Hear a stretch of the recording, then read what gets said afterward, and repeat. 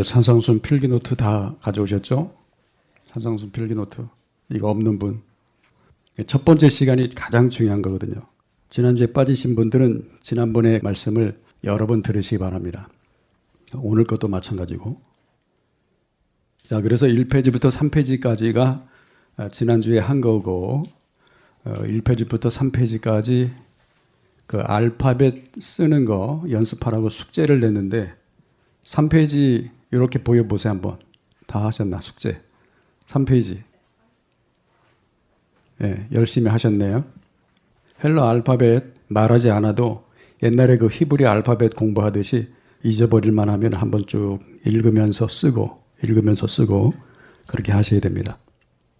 자, 지난 시간에는 산상순이 얼마나 중요한지를 알아봤어요. 산상순이 얼마나 중요한가. 산상순이 얼마나 중요한지 자꾸만 강조를 해도 그 중요성을 잘 모르는 사람들이 너무 많기 때문에 자꾸만 강조하게 되는 것입니다. 사람들이 산상수훈이 얼마나 중요한 말씀인지를 알았다면 밤을 새워서 공부를 하고 대단한 열심을 낼 터인데 모르기 때문에 안 하는 거예요. 모르기 때문에. 얼마나 중요한지를 모르기 때문에 말씀을 사모하지 않고 모르기 때문에 예배 시간에 늦게 나오고 말이죠. 저는 그 1시간 전에 가요. 1시간 전에. 일찍 와서 뭐 하느냐. 지난 시간에 배운 걸 서로 나눈다니까요. 그럼 내가 미처 몰랐던 것을 배울 경우가 굉장히 많아요.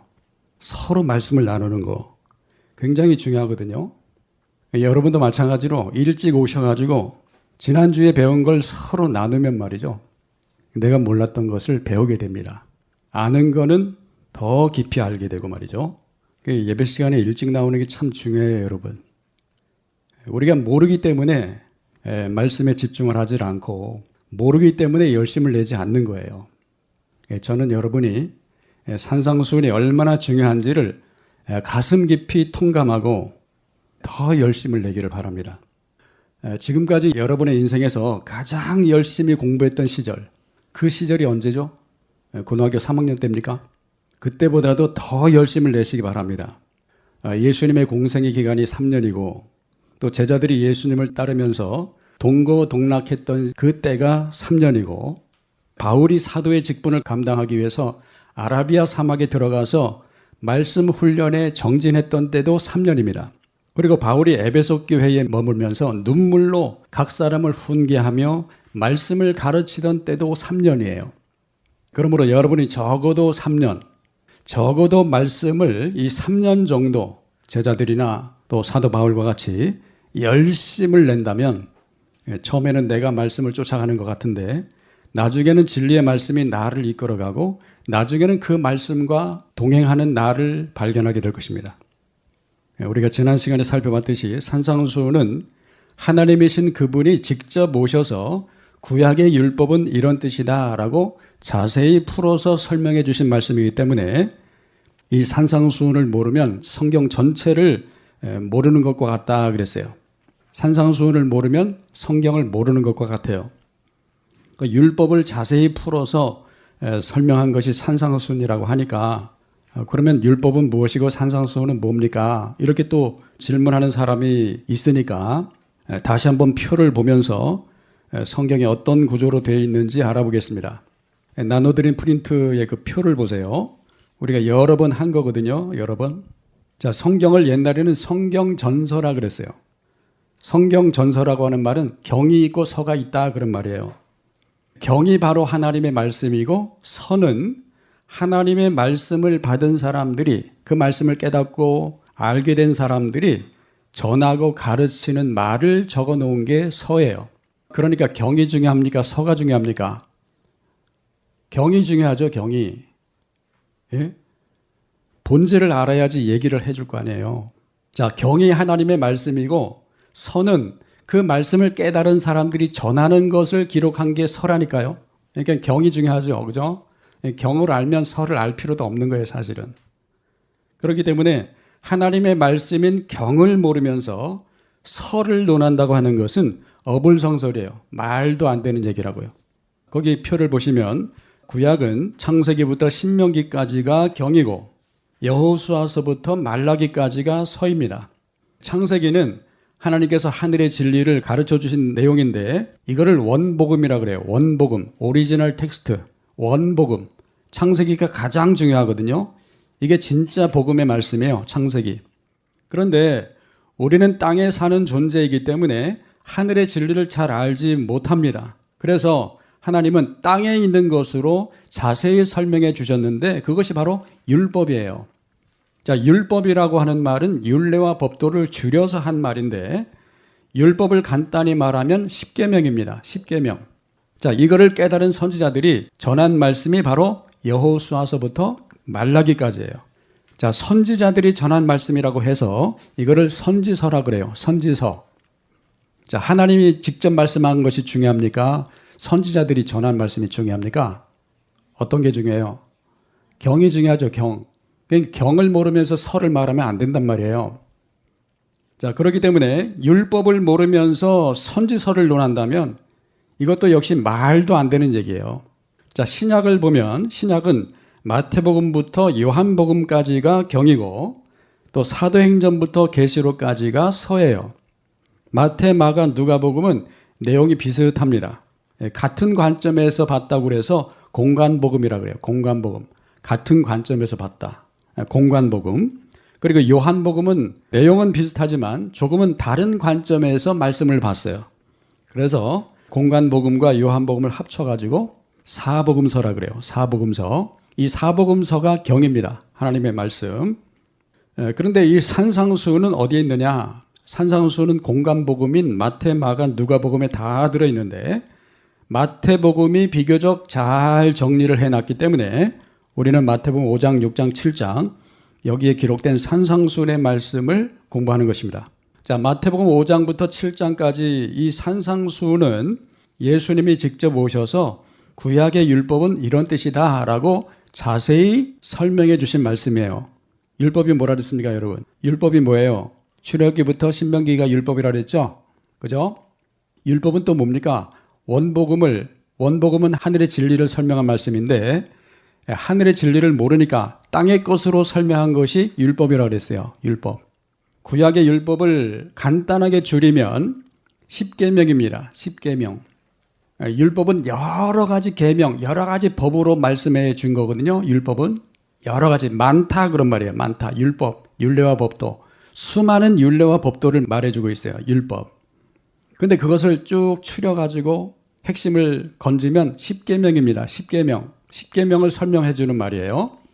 근데 십계명 중에서 설명해 주지 않았던 5계명부터 십계명까지의 말씀을 자세하게 설명해 주신 것이 바로 산상수훈입니다.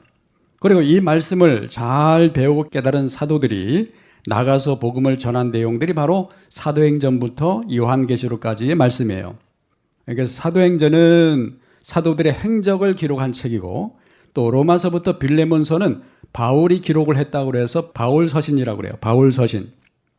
바울서신은 말이죠. 바울이 보낸 편지인데 산상수훈의 말씀대로 살지 않은 그런 교회들에게 보내는 바울의 편지예요. 바울의 편지. 그러니까 이 편지는 무슨 편지입니까? 책망하는 편지죠. 책망하는 편지. 야단치는 왜 이렇게 살라고 했는데 이렇게 살지 못하느냐. 이렇게 살아야지. 그러면서 편지를 보낸 게 바로 사도 바울이 보낸 바울서신입니다. 때로는 눈물로 호소하기도 하고 책망하기도 하는 그런 말씀이죠. 그리고 히브리서는 진리가 되어 건너간 자들의 기록을 담은 책입니다. 히브리어로 이불이라고 그러는데 건너갔다 그런 뜻입니다. 건너갔다. 우리가 진리가 되어서 말이죠. 가나안으로 건너간 자들이 되면 히브리인이 되는 것입니다. 이스라엘 땅에 산다고 히브리인이 되는 게 아니라 진리가 된 사람들, 진리가 되어 건너간 사람들을 히브리인이라고 그래요. 자, 그리고 야고보서부터 유다서는 여러 명의 사도들이 각자 보낸 편지들을 모았다고 해가지고 공동서신이라고 합니다. 공동서신. 뭐 야고보라든지 베드로라든지 요한이라든지 유다라든지 이런 제자들이 편지를 보낸 것을 모아놓은 것이 바로 공동서신이에요. 공동서신. 그리고 요한계시록은 비유라든지 상징으로 집대성해 놓은 책입니다. 그러니까 요한계시록도 산상수훈을 먼저 알아야지 되고 일반 서신이라든지 공동서신, 이 서도 말이죠. 이 사복음, 경을 모르고 논하면 안 되는 거예요. 예? 자, 신약 성경에서는 무엇이 경이고 무엇이 서죠? 무엇이 경이죠? 마태복음부터 요한복음까지 이 사복음서가 경이고 나머지 사도행전부터 계시록까지가 전서입니다. 자, 다시 한번 정리하자면 창세기의 원복음을 사람들이 모르니까 하나님은 땅의 것으로 자세하게 설명해 주신 것이 율법이고, 그래도 모르니까 하나님이신 그분이 직접 육신의 몸을 입고 이 땅에 오셔가지고 그 율법의 뜻은 이런 뜻이라고 자세히 풀어서 설명해 주신 것이 마태복음 5장부터 7장에 나오는 산상수훈이니까, 이 산상수훈을 모르면서 구약 성경을 논한다든지 로마서가 중요하다고 해서 로마서를 공부한다든지 말이죠. 예? 또 에베소서가 중요하니까 에베소서를 공부한다든지 그러면은 그야말로 어불성설이에요. 말도 안 되는 얘기란 말이에요. 하나님이 직접 가르쳐 주신 말씀이 하나님의 말씀, 즉 성경인데 어떻게 성경을 모르면서 사람들이 전하는 전설을 논할 수가 있겠습니까? 그렇지 않아요? 그죠?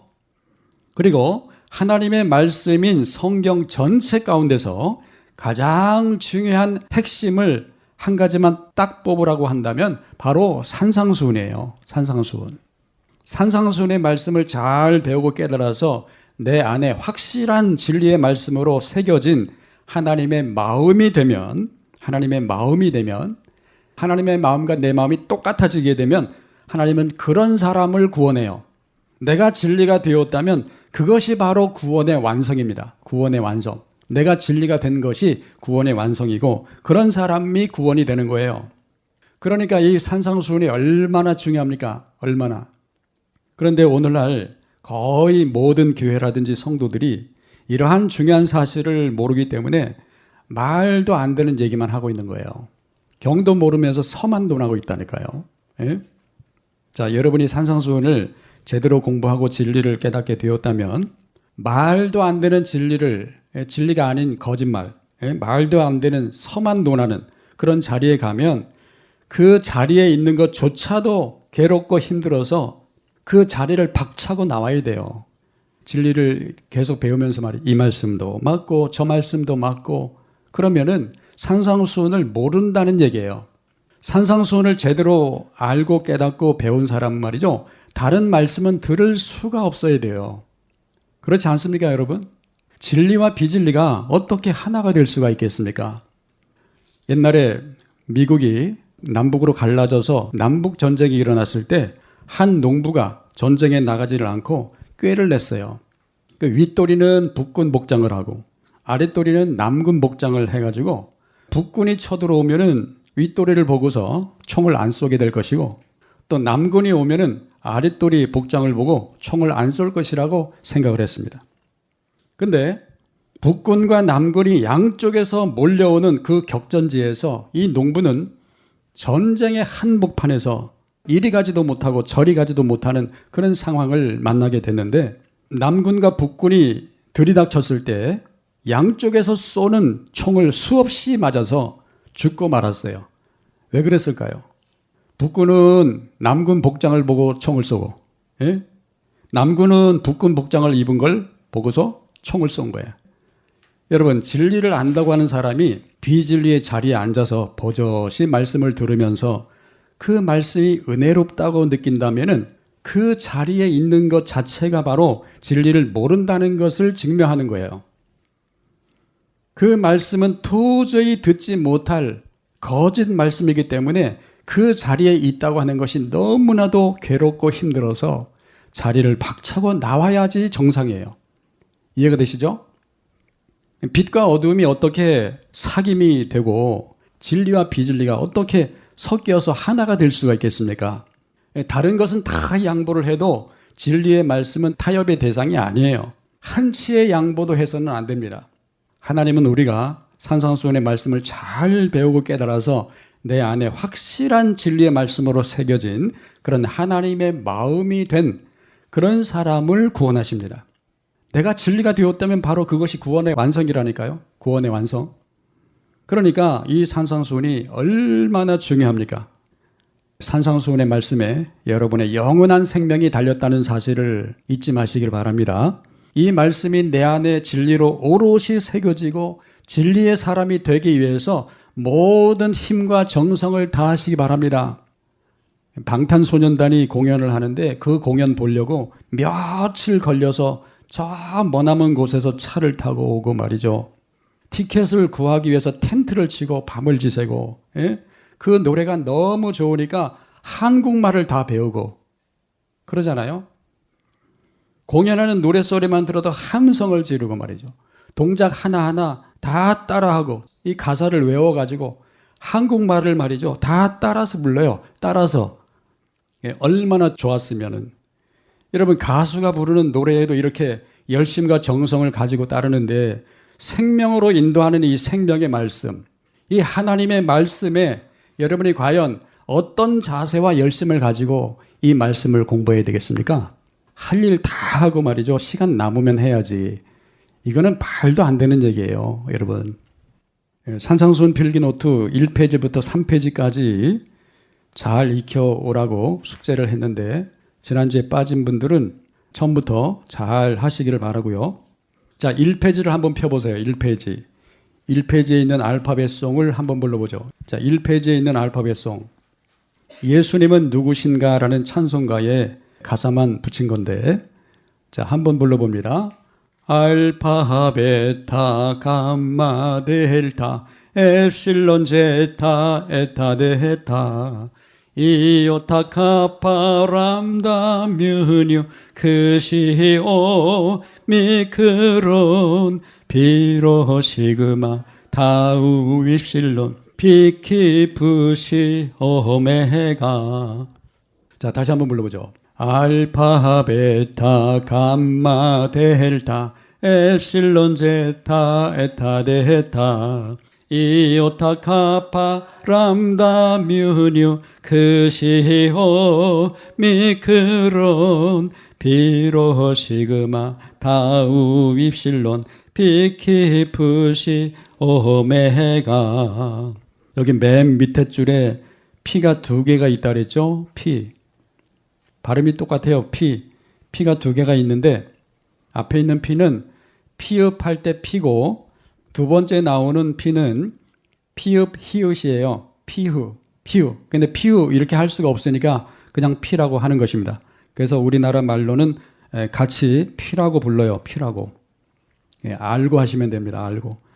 그리고 시그마를 보시면은 밑줄을 쳐놨는데 S자처럼 생긴 것이 대문자고 앞에 있는 것이 소문자인데 단어에 시그마가 오면은 대문자를 쓰고 그 단어에 맨 앞에 오지를 않고 중간이나 끝에 오면은 소문자를 씁니다.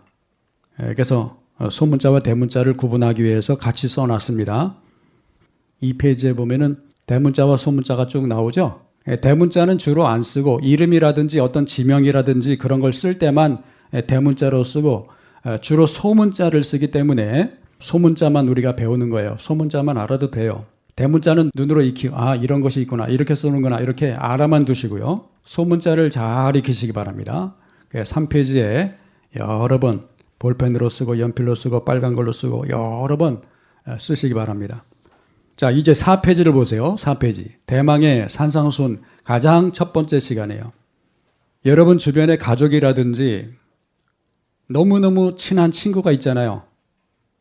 그런 사람들에게 산상수훈 전해주고 싶죠. 그죠? 근데 산상수훈을 시작할 때 소개를 해줘야지 중간에 가르쳐주면은 못 따라와요. 그리고 금방 넘어집니다. 뭐 2단이네. 그리고 금방 넘어진다니까. 처음부터 차례대로 공부하면은 괜찮은데 처음부터 배우질 않고 중간부터 배우면 말이죠. 이해를 못해요.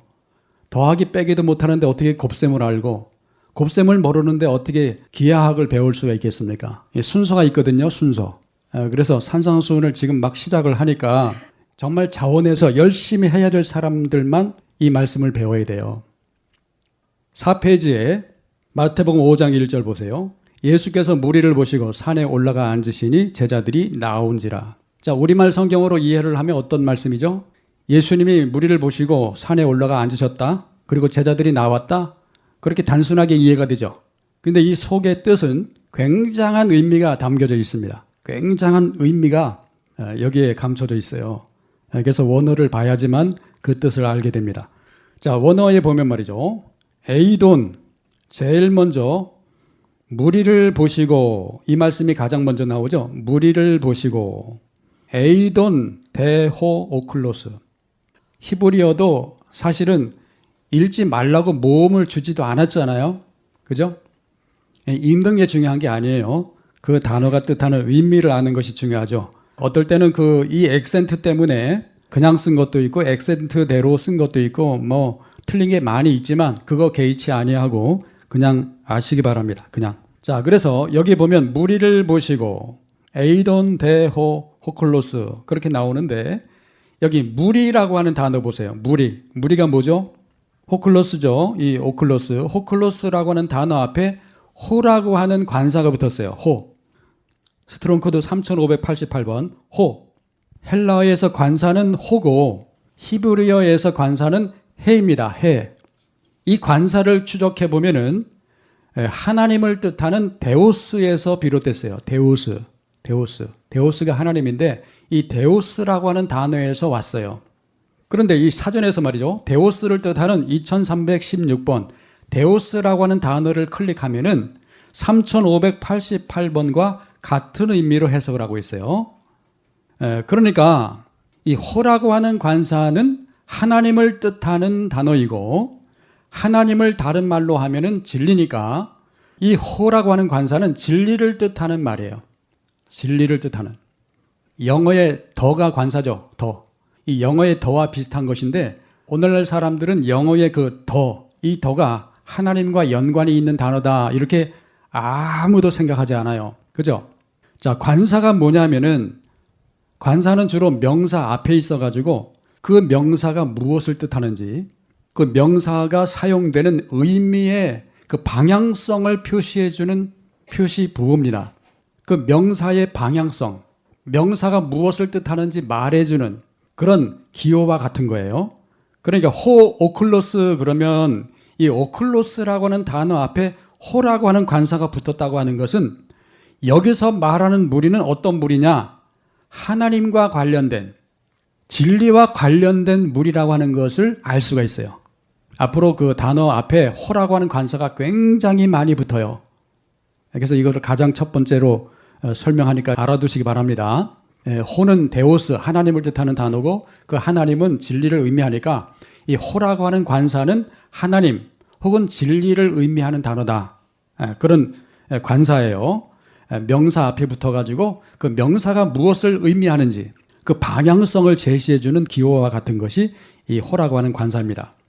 그래서 마태복음 5장 1절에 나오는 무리와 비교하기 위해서 마태복음 4장 제일 마지막 절과 마태복음 8장 제일 첫 구절 이 말씀을 한번 보도록 하죠.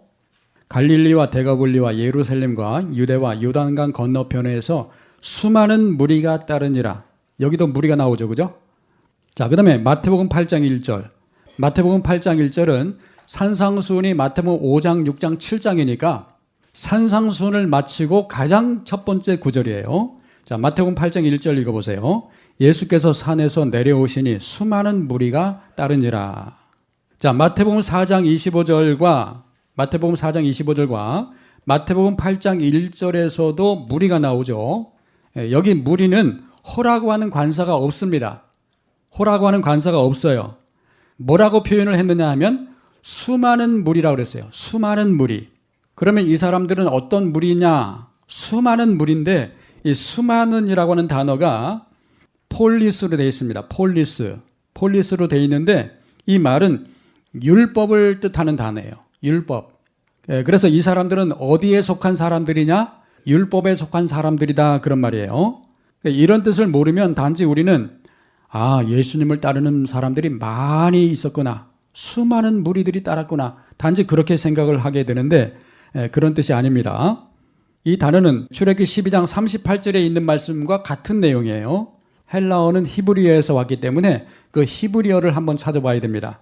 자, 출애굽기 12장 37절로 39절 읽어보죠. 이스라엘 자손이 람셋을 떠나서 숫곳에 이르니 유아 외에 보행하는 장정이 60만 가량이요 수많은 잡족과 양과 소와 심히 많은 가축이 그들과 함께 하였으며 그들이 애굽으로부터 가지고 나온 발교되지 못한 반죽으로 무교병을 구웠으니 이는 그들이 애굽에서 쫓겨남으로 지체할 수 없었음이며 아무 양식도 준비하지 못하였음이었더라. 자, 이 말씀은 이스라엘 백성들이 애굽에서 탈출해 나올 때 그 장면을 기록한 내용이에요. 근데 38절에 수많은 잡족이 나오죠. 수많은 잡족. 동그라미를 치세요. 수많은 잡족. 여기 수많은 잡족이 나오는데 이 말씀을 헬라어로 그대로 번역한 것이 수많은 무리예요. 수많은 무리. 자, 여기서 수많은 이렇게 번역된 단어가 히브리어로 라부입니다. 라부. 많다 그런 뜻인데 이 라부를 파자하면 어떤 말입니까? 레시베트죠. 레시베트. 성전으로 시작하다 그런 말이죠. 성전으로 시작하다. 그러니까 성전. 다시 말하면 율법을 의미하는 단어예요. 율법을 의미하는 말. 성전에 많은 게 있죠. 그래서 많다 그렇게 해석을 한 것입니다. 성전에 수많은 기명이 있잖아요. 그 뭐 번제단부터 시작을 해가지고 물두멍도 있고 촛대도 있고 떡상도 있고 분향단도 있고 법궤도 있고 수많은 것들이 쫙 이렇게 나열을 해놨습니다. 그래서 많다 이렇게 해석을 한 거예요. 성전을 다른 말로 하면 율법이라는 말하고 똑같아요. 왜냐하면 율법에 기록된 말씀대로 그대로 건물을 지었으니까 율법이나 성전이나 똑같은 말입니다. 자, 그러니까 여기서 말하는 라부, 많다, 라부라고 하는 이 단어는 무엇을 의미하는 거죠? 성전을 말하는 것이고 율법에 속한 것을 말하는 거죠. 그러니까 이것을 헬라어로 그대로 번역한 것이 폴리스입니다. 폴리스. 그러니까 히브리어의 라부와 헬라어의 폴리스는 똑같은 말이다. 이렇게 알아두시기 바랍니다. 자, 그 다음에 무리라고 하는 단어를 보세요. 무리. 자, 출애굽기 12장 38절에서는 잡족으로 나오는데 이 잡족으로 번역된 단어가 에레브입니다. 에레브. 에레브. 이 에레브라고 하는 말은 혼합된 민족, 섞인 무리 그런 말입니다. 섞인 무리. 섞였다 그런 말이에요. 섞였다. 이스라엘 백성들이 애굽에서 나올 때는 순전히 이스라엘 백성들만 나온 게 아니에요. 거기에는 이방인들도 섞여 있었습니다. 이스라엘 백성들이 애굽에 몇 년 있었죠? 400년 넘게 있었죠. 우리나라가 일제강점기를 36년간 지냈는데 말이죠. 36년간 지내면서 우리나라 말을 점점 잃어버리고 일본 말을 자연스럽게 쓰고 말이죠. 제가 일제강점기를 지나지 않은 사람인데도 우리 부모님 세대들이 하도 일본 말을 하니까 일본 말을 많이 알아요. 뭐 변또라든지 도라꾸라든지 뭐 빠케스라든지 이런 게 다 일본 말이잖아요. 근데 우리 세대만 해도 부모님 세대들이 하도 일본 말을 쓰니까 일본 말을 많이 압니다. 굉장히 일본 말이 많아요. 그런데 이스라엘 백성들이 400년 이상으로 애굽에 있었다고 한다면 이 사람들은 이스라엘 사람들이 아니고 완전히 애굽 사람이에요. 완전히. 그래서 야곱의 후손들도 있었겠지만 애굽 사람, 이방인들도 많이 섞여서 애굽을 탈출할 때 나왔단 말이에요. 그래서 수많은 잡족이라고 했는데 이 잡족이라고 하는 단어 에레브가 혼합된 민족, 섞인 무리 그런 뜻이에요. 근데 이 단어는 본래 시실과 날실이 서로 엮여서 직무를 짠다고 하는 뜻에서 비롯된 말인데 이 섞였다라고 하는 말은 나쁜 의미에서 섞였다는 말입니다. 나쁜 의미에서. 여기서 말하는 에레브는 나쁜 의미에서 섞였다는 뜻이에요. 자, 성경에서는 섞였다, 혼합되었다 이것을 긍정적인 의미와 부정적인 의미 두 가지를 다 말해주고 있습니다. 근데 부정적인 의미에서 섞인 것을 에레브라 그러고 그런데 섞여야만 되는 경우가 있거든요. 긍정적인 좋은 의미에서 섞이는 거 그거를 하샤브라 그래요. 하샤브. 부정적인 의미에서는 무슨 단어를 쓴다고요? 에레브. 또 긍정적인 의미에서는 어떤 단어를 쓴다고요? 하샤브. 둘 다 섞인다. 그런 뜻인데 이 단어의 의미가 다르죠. 자, 원래는 하나님의 것과 우리의 것이 따로따로 있었어요. 그래서 하나님의 것과 우리 것은 만날 수도 없고 하나가 될 수가 없는 것입니다. 땅에 속한 인간은 하늘의 것을 알 수가 없어요. 그래서 하늘에 속하신 분이 이 땅으로 점프해서 다이빙을 해가지고 들어오셨어요. 자, 그렇게 들어오셔서 하늘의 것을 땅의 것과 섞어서 우리로 하여금 땅의 것을 가지고 하늘의 것을 알게 하셨어요. 이런 경우를 가지고 하샤브라고 합니다. 하샤브. 자, 그렇기 때문에 하샤브는 우리를 구원하기 위해서 섞은 거예요. 에레브는 하늘의 것을 모르는 인간들이 자기들의 생각과 사상을 가지고 하나님의 것을 섞는 걸 말해요. 그래서 오늘날에도 그렇지 않습니까? 비진리를 진리라고 굳게 믿고 있는 인간들은 하나님의 진리를 자신의 것을 가지고, 자신들이 가지고 있는 비진리와 마구 섞어가지고 그걸 진리라고 거짓말하고 있잖아요. 에레브로 섞어가지고 그걸 진리라고 하고 있지 않습니까? 히브리어 사전을 보면은 6148번부터 6159번까지가 전부 같은 단어입니다. 자, 중요한 단어 두 가지만 보겠습니다. 6148번 아라브는 에레브하고 같은 단어죠. 아라브는 닫다, 혼합하다, 무역하다, 담보물을 주다 그런 뜻입니다. 무역한다고 하는 말은 장사한다 그런 말이에요. 장사한다.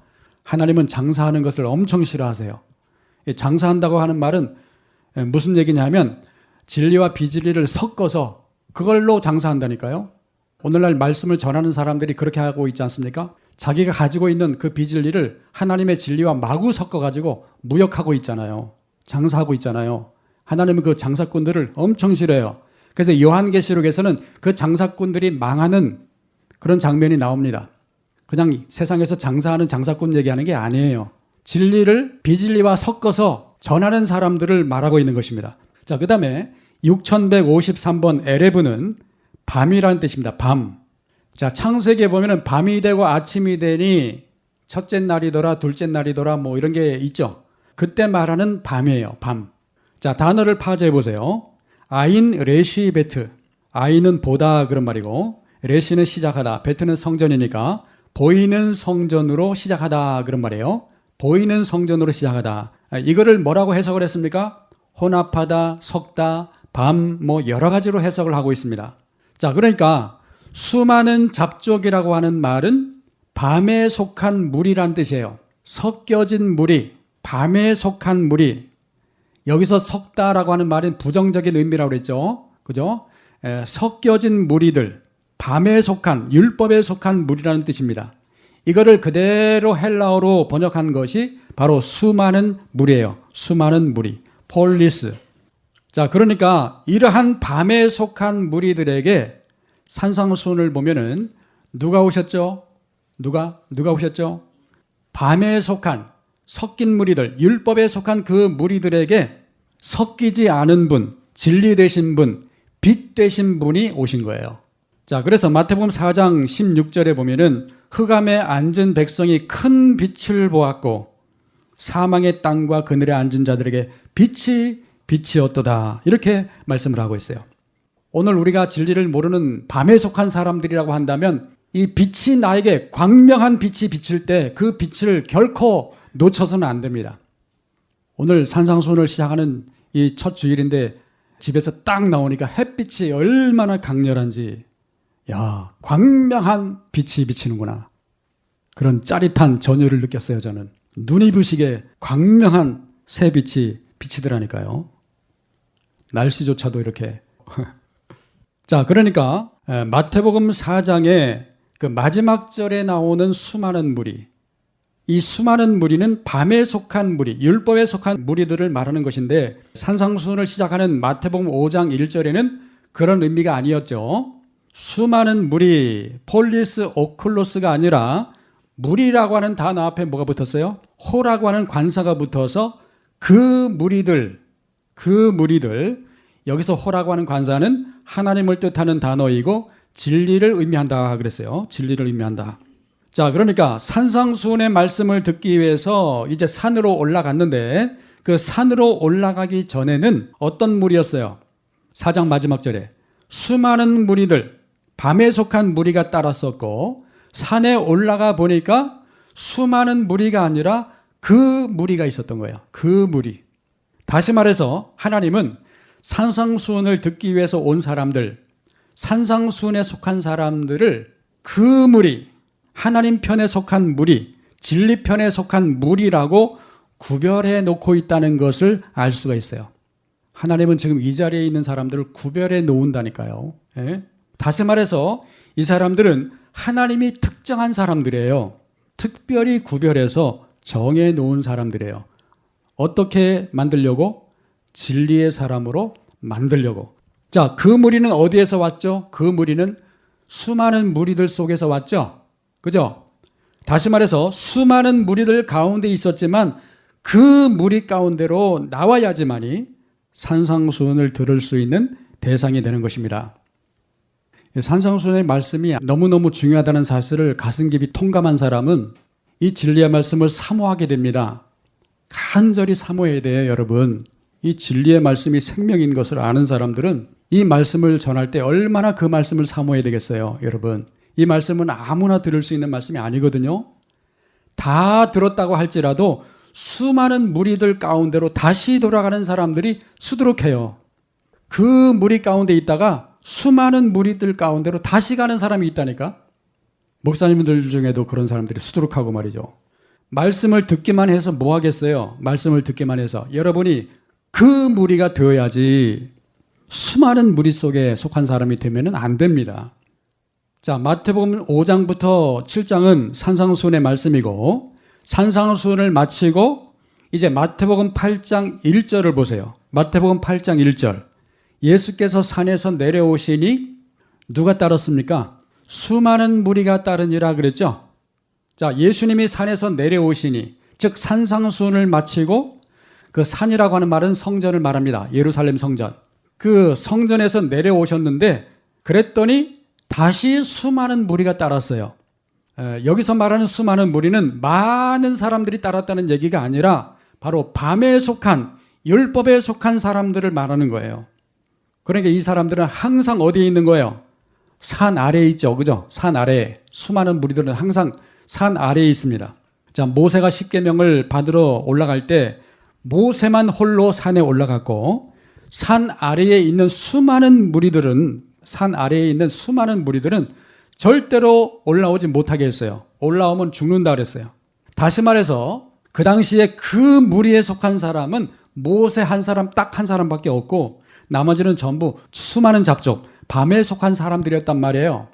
자, 그렇다면 오늘 우리가 그 무리에 속한 사람들인가? 아니면 하나님이 금하신, 절대로 오지 말라 너희들은, 하나님이 금하신 수많은 무리들, 수많은 잡족들인가 하는 거죠.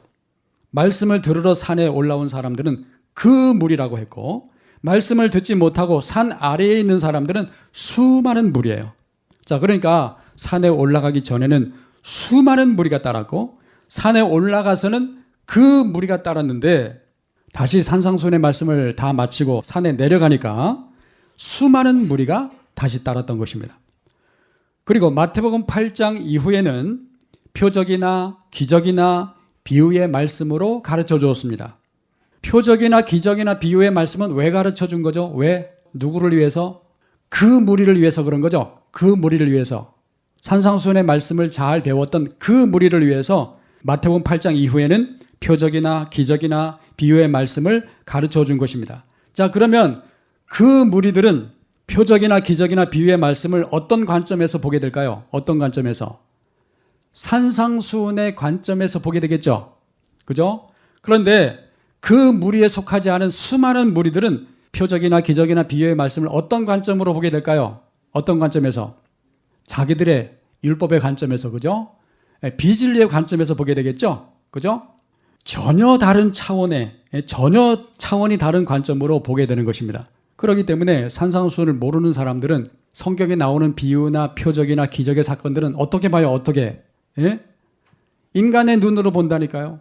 산상수훈을 모르는 관점에서 인간의 눈으로 본다니까요. 그러니까 자기 마음대로 해석을 하는 거죠. 산상수훈을 모르는 사람들은 예수님의 기적의 사건을 단지 기적으로 봐요. 기적으로. 마치 요술쟁이처럼. 예수님이 병을 고쳐주시면은 단지 예수님의 손을 얹어서 내 병이 나을지어다 하니까 병이 탁 낫는, 예? 그런 신비한 기적을 일으키는 어떤 마법사처럼 그렇게 여깁니다. 예, 산상수훈을 모르면서 성경의 말씀을 보게 되면 스스로 어디에 속하게 되죠? 어디에? 수많은 무리 속에 속하게 되는 거예요. 하나님의 말씀을 인간의 생각이나 인간의 뜻으로 마음대로 해석을 하면서 그걸 진리라고 거짓말을 하게 되는 것입니다. 자, 다시 산상수훈 마태복음 5장 1절을 다시 돌아가 보죠. 예수께서 무리를 보시고 산에 올라가 앉으시니 제자들이 나온지라. 거기 원어하고 계속 비교하면서 보시기 바랍니다. 자, 여기 원문에 제일 첫 번째로 나오는 단어가 뭐죠? 제일 첫 번째로 나오는 단어가 에이돈이죠. 에이돈. 그런데 컴퓨터로 말이죠. 이 단어를 클릭하면은 에이돈을 클릭하면 호라우가 나와요. 호라우가. 컴퓨터를 가져와야지만이 단어를 하나하나 클릭하면서 찾아볼 텐데, 그러니까 자꾸 제가 할 일이 많아져요. 자꾸 프린트를 나눠줘야 되고, 설교 준비 외에도 나눠줄 프린트를 또 다시 만들어줘야 되고, 이 얼마나 시간이 많이 걸리는 작업입니까, 이게. 예? 저를 굉장히 고생시켜요, 여러분은. 예? 그런 시어머니가 없어. 자, 제일 처음에 나오는 단어가 에이돈인데, 이 단어를 클릭하면 호라우가 나와요. 자, 히브리어나 헬라어는 제일 중요한 단어를 맨 앞에 놓고 본다 그랬죠. 그죠? 그래서 이 에이돈이 정말 중요한 단어입니다. 이 단어가 무엇을 의미할까를 생각해 봐야 돼요. 성경은 해답을 먼저 말해주고 그 해답을 자세히 풀어가는 식으로 성경을 기록하고 있습니다. 에이돈은 보다 그런 뜻인데, 보다. 히브리어의 라를 그대로 옮긴 겁니다. 히브리어로 말하면 라입니다. 라, 보다. 나타나다 그런 말이에요. 나타내다. 나타내다. 하나님이 나타내서 보여준 게 뭐죠? 성전이죠. 그죠? 자, 이 단어를 파자하면 레시 알레프해. 하나님으로 시작하여 말하다. 근데 여기서 말하는 그 해는 보여줘서 말하다 그런 뜻이죠. 보여줘서 말하다. 자, 하나님이 우리에게 보여줘서 말해주신 게 뭐죠? 성전이죠. 그죠? 성전. 그러니까 이 라라고 하는 단어는 성전을 두고 하는 말입니다. 성전. 성전을 나타냈다, 보여줬다 그런 말이에요. 하나님이 이 땅에 성전을 딱 세워서 나타내 보여주면은 우리가 그걸 보게 되겠죠. 그죠? 우리 눈앞에 성전이 나타났기 때문에 우리는 우리의 눈으로 자연스럽게 보게 됩니다. 이것이 바로 라이고 헬라어로 옮긴 것이 에이돈입니다. 에이돈. 자, 헬라어에서 보다, 본다라고 하는 이 단어가 여러 가지가 있다고 그랬습니다. 자, 우리의 눈으로, 우리는 눈이 있잖아요. 우리 눈으로 보는 것을 옵타노마이라고 그럽니다. 옵타노마이. 우리가 여러 번 배웠죠. 그죠? 옵타노마이는 뭐냐면 사람의 의지로, 사람의 눈으로 보는 걸 말해요. 사람의 의지를 가지고 사람의 눈으로 보는 거. 아, 여기 좋은 경치가 있구나. 그러면서 그 경치를 내가 이렇게 봐요. 아, 여기 아름다운 꽃이 있네. 그러면서 이 꽃을 봅니다. 이게 바로 사람의 의지로, 자기 눈으로, 사람의 눈으로 보는 걸 옵타노마이라고 그래요. 자, 하나님이 성전을 이렇게 지어서 보여주셨으니까, 나타내 줬으니까 우리는 사람의 눈이 있어서 그 눈으로 보게 됩니다. 우리의 의지를 가지고 우리 눈으로 마음대로 이렇게 보게 되는 거죠. 이건 자연스러운 현상이에요.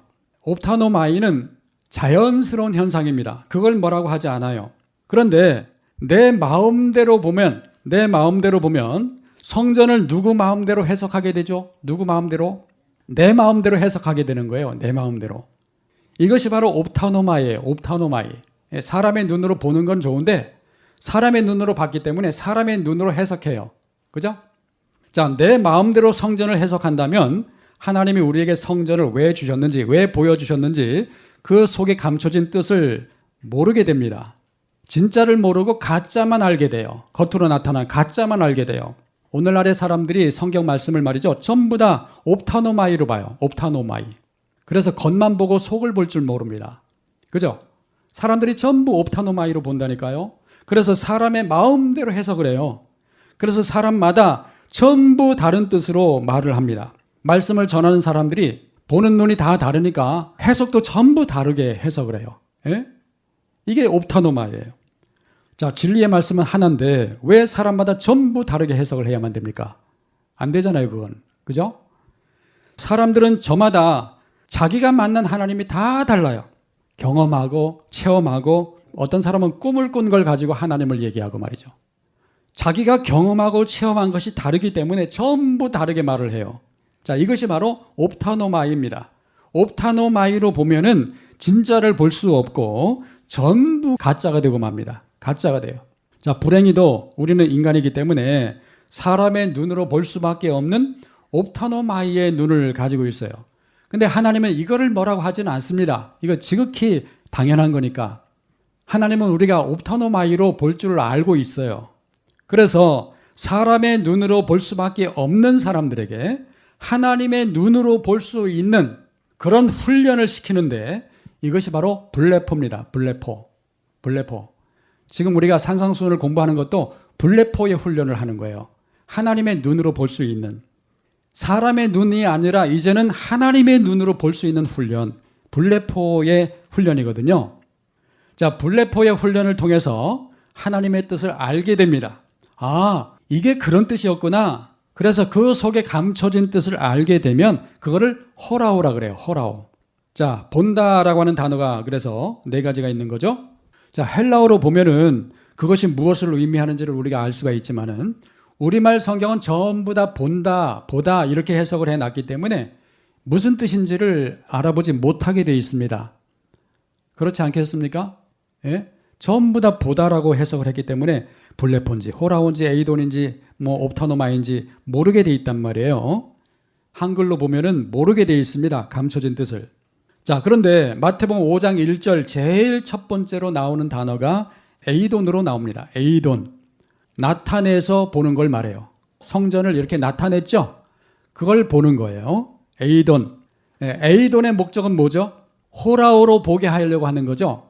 그 너머에 보이지 않는 진리, 그 너머를 보는 거, 그거를 호라오라고 하는데 에이돈의 목적은 호라오로 보여주게 하려고 하는 것이 바로 하나님의 목적입니다. 자, 우리가 호라오를 하게 되었다면, 보이지 않는 그 너머의 진리를 보게 되었다면 그때부터는 인간의 눈으로 보지 않게 되고 누구의 눈으로 보게 되죠? 하나님의 눈으로 보게 되죠. 그래서 이제 사람의 눈으로 보는 것은 잘못됐다고 알게 됩니다. 다시 말해서 산상수훈에서 제일 첫 번째로 나오는 단어 에이돈은 나타낸 것이기 때문에 산상수훈은 전부 다 나타낸 것으로 설명하고 있어요. 나타낸 것을 통해서 어떻게 보라고 하는 거죠? 어떻게? 나타나지 않음 속에 감춰져 있는 보이지 않는 그 너머의 진리를 보게 하는 거, 그거를 호라오라고 하는데 호라오로 보게 하려고 하는 것이 하나님의 목적입니다. 자, 그래서 산상수훈 마태복음 5장부터 7장은 전부 다 보는 훈련이에요. 보는 훈련. 이해가 되시죠, 여러분? 불레포의 훈련을 통해서 호라오하게 하는 거죠. 산상수훈은 보는 훈련이에요. 보는 훈련. 우리가 지금까지 신앙생활을 수십 년 동안 했어도 성경을 이렇게 보면은 전부 다 사람의 눈으로 보기 때문에 잘못된 해석을 하게 된단 말이에요. 그래서 보는 훈련을 통하여 보이지 않는 그 너머의 진리, 감춰진 그 뜻을 알게 하려고 하는 것이 산상수훈 마태복음 5장부터 7장의 불레포의 훈련이죠. 자, 지금 마태복음 5장 1절에서 예수님이 그 무리, 즉 제자들을 보았다, 에이돈, 보았다 그랬는데 원문에 제일 먼저 나오는 단어가 에이돈이죠. 근데 이 단어를 클릭하면은 호라오가 나와요. 호라오. 다시 말해서 예수님은 에이돈 할 수가 없는 분이죠. 이해가 되십니까, 여러분? 예수님은 하나님이잖아요. 에이돈의 세상에 계신 분이 아니잖아요, 그분은. 그런데 에이돈을 할 수 없는 분인데 에이돈을 하셨어요. 인간의 몸으로 오셨으니까. 그렇지만 주님은 주님이기 때문에, 진리이신 분이기 때문에 원어 사전에 이 에이돈을 클릭하면은 호라오가 나와요. 자, 주님은 사람의 눈을 가지고 있어서 에이돈을 하셨지만 주님은 뭘로 보고 있는 것입니까? 뭘로 보고 있는 거예요? 호라오로 보고 있죠. 여러분도 진리를 알게 되면 성경을 전부 다 호라오로 보게 되는 거예요. 옛날에 옵타노마이로 보지 않고 에이돈으로 보지 않고 불레포의 훈련을 충분히 했다면 호라오로 보게 되는 거예요. 자, 주님은 육신의 몸을 입고 오신 몸이라서 실제로는 눈으로 보지만 호라오로 보시는 분이에요. 자, 그래서 지금 제자들을 진리적 개념으로 호라오로 보고 있다 그런 말이에요. 그리고 제자라고 하는 단어 마데테스는 배우는 사람이란 뜻입니다. 배우는 사람. 여러분도 지금 그럼 뭐예요? 여러분도 마데테스죠. 배우는 사람, 마데테스. 제자들이 하나님의 말씀을 잘 배우고 깨달아서 그들도 진리를 바라볼 수 있는 호라오의 사람이 되었다면 주님이 바라보시는 그 호라오와 또 내가 바라보는 그 호라오, 주님의 눈과 내 눈이 똑같아지죠? 그죠? 그것이 바로 완성, 진리로 완성, 성취되는 것입니다. 그렇게 호라호로 볼 수 있는 눈, 주님의 눈과 내 눈이 같아져야 돼요. 자, 호라호로 볼 수 있게 되면 더 이상 옵타노마이라든지 에이돈이라든지 블레포로 볼 수가 없어요. 보려고 해도 볼 수가 없어요. 근데 호라호를 보질 못하고 여전히 옵타노마이, 에이돈, 블레포로 보게 된다면 그렇게 보는 사람을 성경은 뭐라고 그러냐 하면 소경이라고 그래요. 소경, 맹인. 어떤 사람을 맹인이라고 한다고요? 호라호로 보지 못하는 사람들을 맹인이라고 그래요. 이 세상에서 말하는 시각 장애인들을 말하는 게 아닙니다. 성경은. 성경에 나오는 소경들, 맹인들은 이 세상에서 말하는 눈먼 사람을 얘기하는 게 아니라 호라호의 눈으로 보지 못하는 사람들을 말하고 있는 거예요. 자, 그래서 성경에는 진리를 보지 못하는 사람들을 향하여 진리를 보라고, 제발 보이지 않는 그 너머의 진리, 그 호라호의 눈을 가지라고 소경의 눈을 고쳐주는 사건이 많이 나오는 겁니다. 소경이 고침을 받게 되었다는 얘기는 뭐죠? 이제 진리를 보게 되었다, 호라호하게 되었다, 그런 말이죠. 그러면 다시는 옵타노마이, 에이돈, 블레포의 눈을 가지고 볼 수 없는 소경이 됩니다. 이해가 되시죠? 예? 모든 것이 다 진리를 보게 되죠. 그래서 진리를 보지 못하는 소경과 비진리를 보지 못하는 소경, 두 가지의 소경이 있는 거예요. 예? 여러분은 어떤 소경이 되어야 됩니까? 진리를 보지 못하는 소경과 비진리를 보지 못하는 소경. 우리가 호라호하게 되었다면 더 이상 이제 비진리를 보지 못하는 소경이 됩니다. 그래서 요한복음 9장 41절에 보면은 예수님이 바리새인들을 향해서 너희가 소경이 되었다면 죄가 없으려니와 본다고 하니 죄가 그저 있다, 이렇게 말씀을 하신 것입니다. 자, 바리새인들이 본다고 했던 그 본다라고 하는 단어가 뭐냐면 블레포예요. 블레포. 바리새인들은 뭘로 봤다고요? 블레포. 호라호하지 못하니까 아직 죄가 있는 거죠. 자, 그러니까 산상수훈 제일 첫 번째로 나오는 단어 에이돈만 봐도 우리는 주님이 어떻게 해 주실 것을 짐작하게 됩니다. 그 무리들을 어떻게 하려고 하시죠? 진리를 볼 수 있게 에이돈이 아니라 호라호의 사람으로 만들고자 하는 것을 우리가 알 수가 있어요. 자, 1절을 계속 보죠.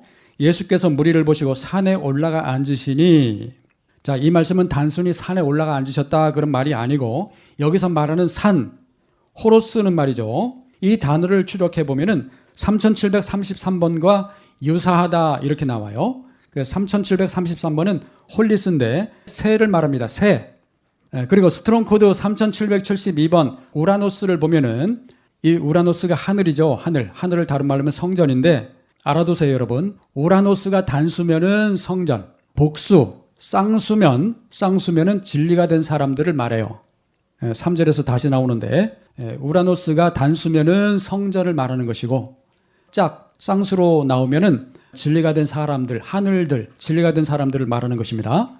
여기서는 단수, 성전을 말하는 거예요. 이 우라노스를 클릭해 보면은 3735번과 같다 이렇게 나와요. 3735번이 호로스인데 산입니다. 산. 그러니까 정리하면은 산이라든지 새라든지 하늘, 그 성전은 전부 같은 말이에요. 같은 말. 그러니까 예수님이 오셔가지고 산으로 올라가셨다 이 말은 그 산에 뭐가 있죠? 그 산에 예루살렘 성전이 있죠. 예루살렘 성전에, 땅에 있는 그 성전에 진짜 성전 되시는 그분이 하늘 개념으로 오셨다 그런 말이에요. 그러니까 땅적 개념의 성전이 있고 하늘적 개념의 성전이 있습니다. 예루살렘 성전은 땅에 세워진 건물 성전인데 그 땅의 성전에 진짜 성전 되시는 하늘 성전이 오신 거예요. 보이는 이 땅에 보이지 않는 하늘이신 그분이 오신 이 엄청난 사건인 것입니다. 그래서 예수께서 올라가 아나바이노라고 하는 단어를 썼어요. 아나바이노. 이 단어 속에는 아나라고 하는 단어가 있는데 아나라고 하는 말은 위의 것으로 그런 말입니다. 호라호처럼 이것은 보이는 게 아니에요. 위의 개념으로, 즉 하늘적 개념으로 위의 것으로 올라갔다 그런 말입니다. 자, 보이는 건물 성전에 보이지 않는 진짜 성전 되시는 분이 하늘적 개념으로 위의 것으로 올라간 거예요. 공간적 의미를 말하는 게 아니고 보이지 않는 영적 의미를 말하는 것이고 진리적 의미를 말하고 있는 것입니다. 그리고 앉으시니 그랬는데 이 단어 앉으시니 카디조라고 하는 이 단어는 설치하다 그런 말입니다. 설치하다. 뭘 설치했느냐 하면 말이죠. 옛날 구약시대에 성막을 지을 때 말뚝을 박았습니다. 말뚝을. 성전을 삥 돌아가면서 끈을 매달아 가지고 전부 다 말뚝을 쳤는데 설치하다라고 하는 말은 말뚝을 박다 그런 말이에요. 말뚝을 박다. 마치 구약시대의 성막에 말뚝을 박는 것처럼 말뚝을 박다 그런 뜻이에요. 그래서 히브리어로 말하면 나타라고 하는 단어인데 그래서 박히다, 고정시키다 그런 뜻입니다. 이 나타라고 하는 단어가 제일 먼저 나오는 성경 구절이 창세기 2장 8절인데 이 창세기 2장 8절에 보면은 주님이 이미 에덴 동산에서 말뚝을 박으셨어요. 다시 말해서 그분은 이미 성전을 세우기 위하여 다시 말해서 우리를 진리되게 하기 위해서 말뚝을 박으신 분인데 그분이 신약의 세계로 오신 것입니다. 성경 고린도전서 15장 45절에 보면 첫째 아담과 마지막 아담이 나옵니다. 그런 말 들어보셨나요? 첫째 아담과 마지막 아담. 성전으로 오신 예수가 첫째 아담이고 우리가 그 성전으로 다시 말해서 진리가 되면 진리된 자를 마지막 아담이라고 그래요. 이런 사실들은 뭐 우리가 나중에 창세기를 공부할 때 자세히 공부하고요. 자, 그 다음에 우리말 성경으로 번역이 안 돼 있지만 앉으시니 그 다음에 그가 가로로 쳐 있죠. 그가 이렇게 번역된 아우토스라고 하는 단어는 그의 것으로 그런 말입니다. 그의 것으로. 그래서 연결해 보면은 그의 것으로 박았다. 그의 것으로 설치했다 그런 말이에요. 뭘 설치했죠? 건물 성전에 진짜 성전 되시는 진리 되신 그분이 성전을 세우기 위해서 말뚝을 박았어요. 성전 세우기 위해서. 누구를 성전 세우기 위해서? 그 무리들, 제자들을 성전 삼기 위해서, 진리로 만들기 위해서 말뚝을 박았다 그런 말이에요. 자, 건물 성전은 땅의 것으로 설치했죠. 그런데 이제는 하나님이 직접 오셔가지고 그분의 것으로, 그러니까 땅의 것이 아닌 하늘의 것으로, 진리로 설치했다 그런 말이에요. 당시의 성전은 보이는 성전과 보이지 않는 성전이 존재하는 거예요. 제자들은 아직 보이지 않는 성전을 보지 못하기 때문에 그들의 눈은 무슨 눈을 가지고 있죠? A돈을 가지고 있죠. A돈. 근데 주님은 보이지 않는 성전으로 오신 분이기 때문에 그분은 호라오예요. 호라오의 눈으로 오셨어요.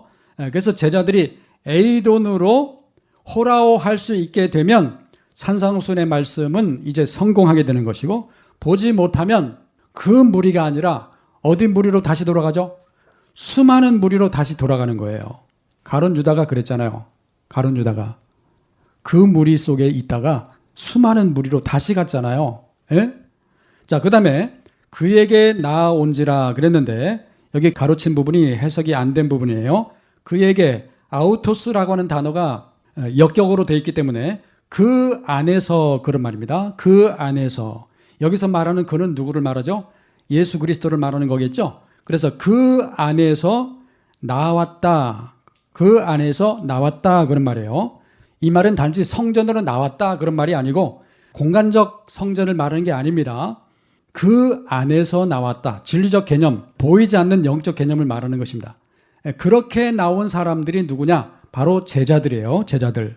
자, 그러니까 산상수훈의 말씀을 듣고 배우게 되는 이 자리에 있다고 하는 것은 제자로 입문한 것입니다. 제자로. 우리가 제자로 입문한 것인데 제자는 배우는 사람을 뜻해요. 배우는 사람. 그 무리에 속해 있어야만 제자가 되는 것입니다. 수많은 무리 속에 있다면 배울 수 있는 기회조차 없어요. 이해가 되시죠, 여러분? 그래서 세상에는 두 종류의 사람이 있어요. 산상수훈을 아는 자와 모르는 자. 두 종류의 사람만 존재합니다. 수많은 무리 속에 있느냐 아니면 그 무리 속에 속해 있느냐. 두 종류의 사람만 존재하는 것입니다. 자, 이러한 메시지들이 산상수훈을 시작하는 마태복음 5장 1절에 전부 다 담겨져 있어요.